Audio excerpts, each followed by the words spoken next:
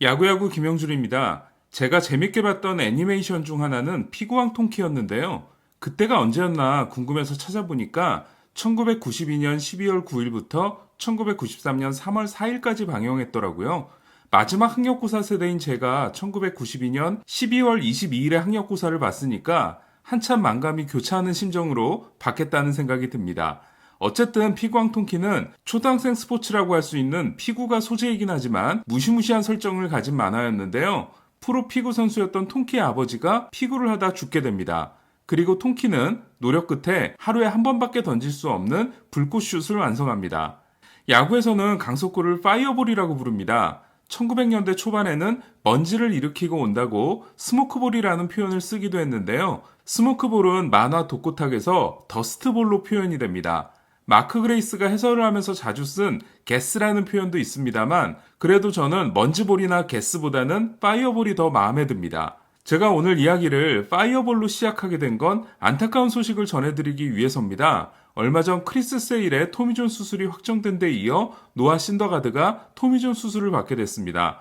신더가드는 FA까지 2년이 남은 선수인데요. 요즘 토미존 수술을 받고 돌아오는 데는 전보다 늘어난 평균 14개월, 매치는 그보다 더 많은 15개월 정도를 책정해 놓고 있기 때문에 신더가드는 내년 9월 초가 복귀 예정일이라고 할 수 있습니다.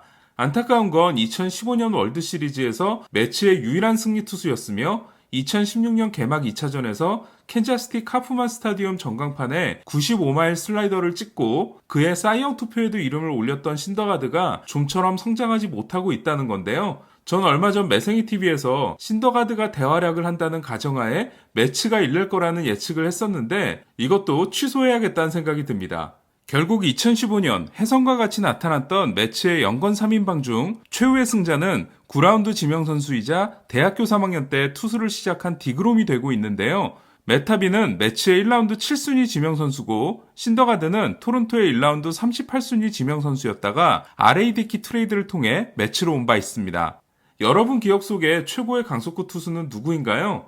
만 46세 234일의 나이로 가진 마지막 경기에서 95마일을 던졌다는 논란 라이언도 있지만 제가 눈으로 직접 본 선수는 역시 랜디 존슨인데요. 존슨은 마침 사이영 4연패에 성공한 2002년이 피치 FX 도입의 첫 시즌이어서 팬그래프에 구속 정보가 나와 있습니다. 2002년 만 38살의 랜디 존슨이 지난해 스트라스버그보다도 빠른 평균 94.1마일을 던졌으니까 젊었을 때는 어땠는지를 미루어 짐작할 수 있습니다.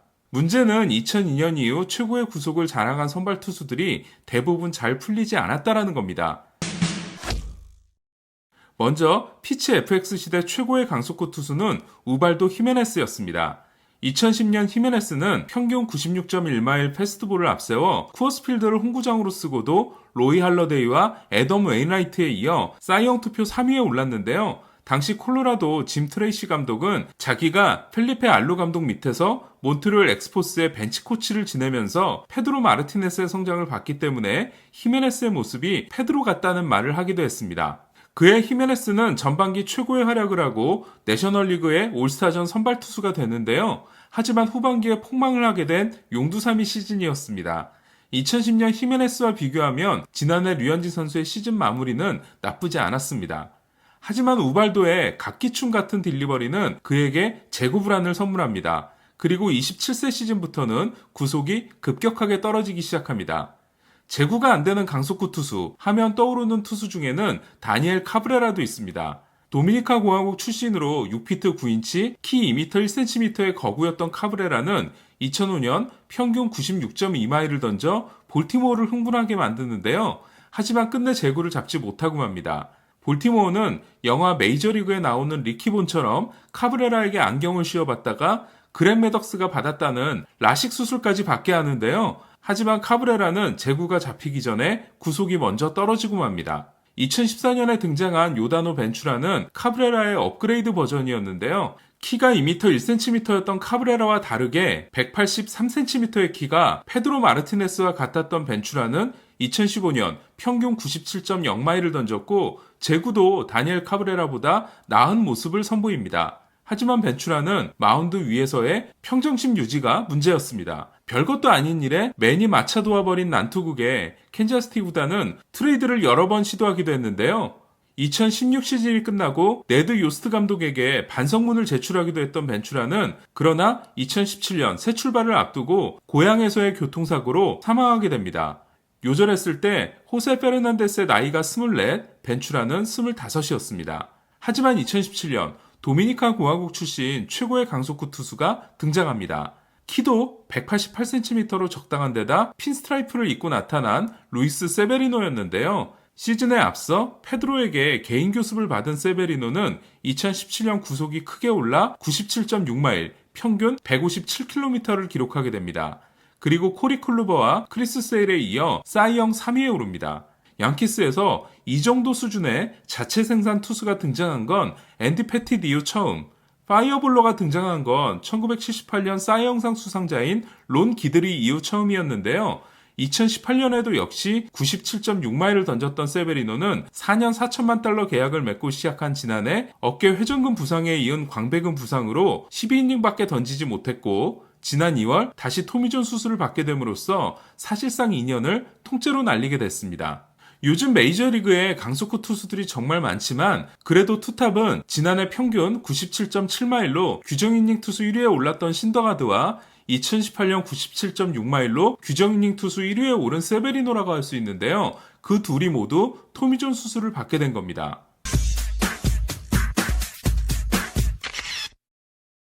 펠릭스 에르난데스를 포함한 많은 투수들이 데뷔 초기의 구속을 유지하지 못하는 상황에서 2000년대 이후 파이어볼로로서 충분히 좋은 성적을 내면서 롱런하고 있는 선발 투수는 금광불개 저스틴 벌랜더가 유일하다고 할 수 있는데요. 그리고 그 뒤를 게리 콜과 함께 팔꿈치 신경수술을 받고 돌아온 2017년부터 구속이 계속 오르고 있는 제이콥 디그롬이 따르고 있다고 할 수 있는데요.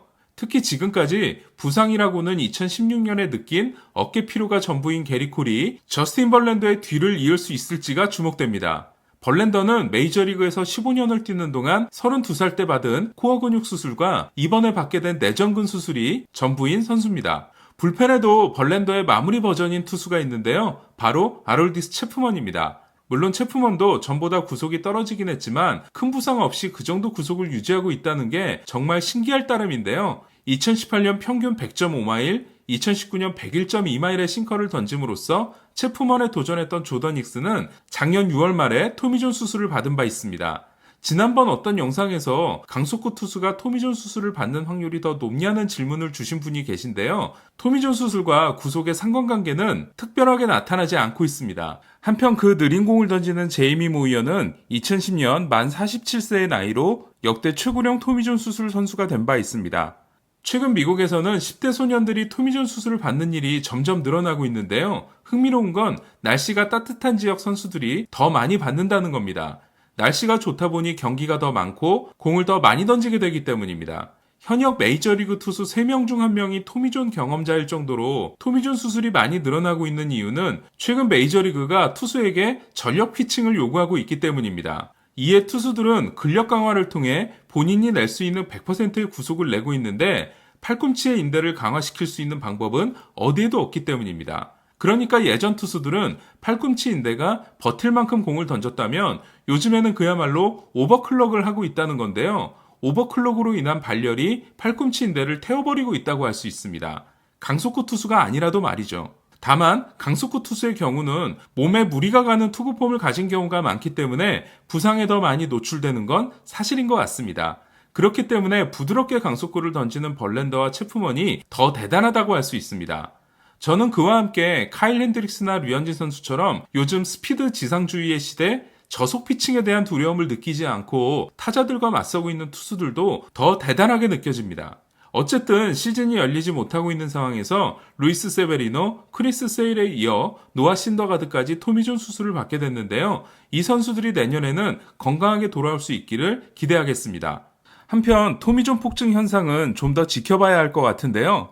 2016년 17명, 2017년 17명에서 2018년 30명까지 늘었던 토미존 수술 선수는 지난해 마이크 풀머, 조던 익스, 데이빈 로버슨, 코빈 마틴과 타자 살바도르 페레스 5명으로 크게 줄어든 바 있습니다. 그리고 지난 수요일이 랜디 존슨이 비둘기의 목숨을 빼앗은 지 19주년이 되는 날이었는데요. 그래서 한 번 더 보시라고 랜디 존슨의 비둘기 폭파 장면 영상을 걸어드리도록 하겠습니다. 이상 김영준의 야구야구 영상으로 만나는 인사이드 MLB였습니다.